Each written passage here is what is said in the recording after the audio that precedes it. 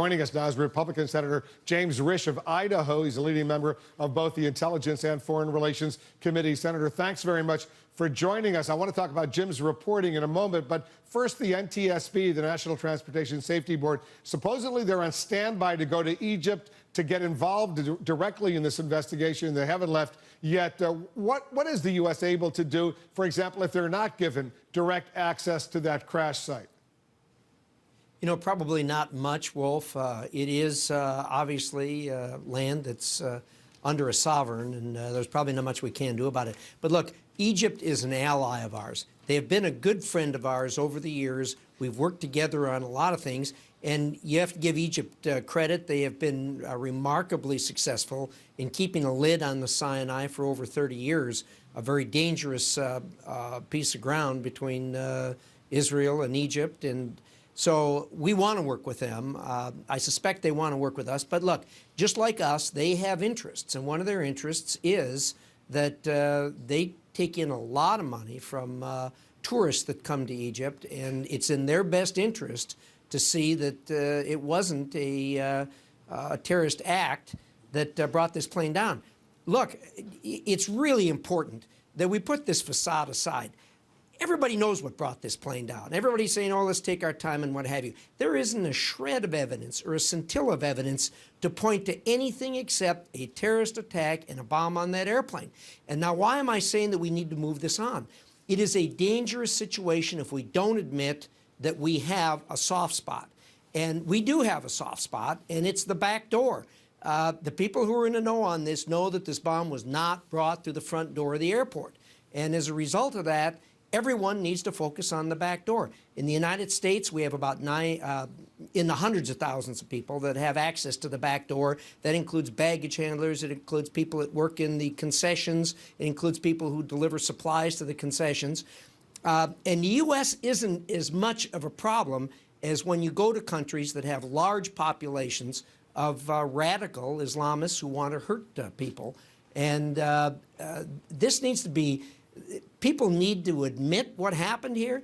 We need to admit that we got a problem. We need to admit that there's a weak link in the chain, and we need to do something about it. Front door's been closed. There's no question about it. But just closing the front door isn't good enough, as we've just learned. When I spoke to the Egyptian foreign minister 24 hours ago, Sama Shukri, he seemed frustrated that the U.S. was not sharing intelligence with Egypt, at least not yet. Why would that be?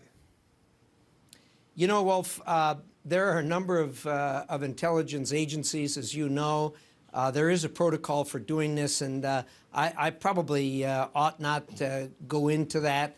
But I think it is important that there is some sharing here. Part of it has to do with how you come by information. When you share some information, sometimes that discloses how you came by it, and that can be compromising. So we'll get through this, I'm sure. But the Egyptians have a lot of information right now, and it's time that they step forward and said that what all things point to. They can reserve some amount of uncertainty if they want, but look, we need to move this thing forward, and we need to all put our heads together and say, we got to work on this soft spot. Senator Richard Burr, the chairman of the Intelligence Committee, a man you know well, he told me that he would expect Russia to retaliate for this attack, maybe in the next day or two. What are you expecting to see from Russia? Well, you know, that's a really good observation from Richard. He and I and a lot of others have been talking about what is Russia going to do. You know, Russia last night, as you know, suspended all flights into Egypt for 6 months. That tells you that they know what everybody else knows. And given that, and knowing Putin, I don't think he's going to back away from this. I think he's going to ratchet up rather than ratchet down. And I think that those people in the Sinai who are responsible for this are probably thinking about where's the biggest rock they can get under. Well, are you suggesting that the Russians are going to directly go after ISIS in Sinai or ISIS targets, let's say, in Syria?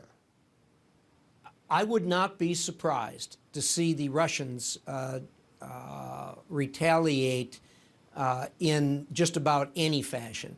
Obviously, they work with the Egyptians, and they wouldn't do anything, obviously, without coordination with the Egyptians. But should that happen, it's not going to surprise me. That, as we all know, Putin is ruthless. He doesn't dither. I suspect right now he's looking at what his options are, together with the people that he trusts and the people who he takes advice from, and they are making some decisions as to what's going to go forward. I think ISIS has awoken the Russians to something that they haven't been awoken to before. Yeah, I suspect you're right. Richard Burr, the chairman of your Intelligence Committee, I think he totally agrees. So let's see what the Russians do in the next 24 to 48 hours. Stand by, Senator. We have much more to discuss. We're getting more information on what's going on. We'll take a quick break. We're back with Senator James Risch. He's a leading member of the Intelligence and Foreign Relations Committees as U.S. intelligence agents pore over possible clues about that Russian airline disaster. Senator, as you know, the U.S., Russia, Iran, the Saudis, a whole bunch of countries, they met in Vienna last week to try to coordinate some strategy in dealing with the future of Syria. Here's the question. Should the U.S. and Russia be directly coordinating their military strategy to try to destroy ISIS? Well, they probably should, but that really is unlikely. At least it was until that Russian plane was brought down. The Russians may now come to the realization that ISIS is a really serious problem for them, particularly now that they've entangled themselves in the Syrian mess. So they should, whether they will or not. We do have understandings, and there are protocols as far as what they call deconfliction with the aircraft flying there. They are, I think, satisfactory as far as keeping the planes from each other.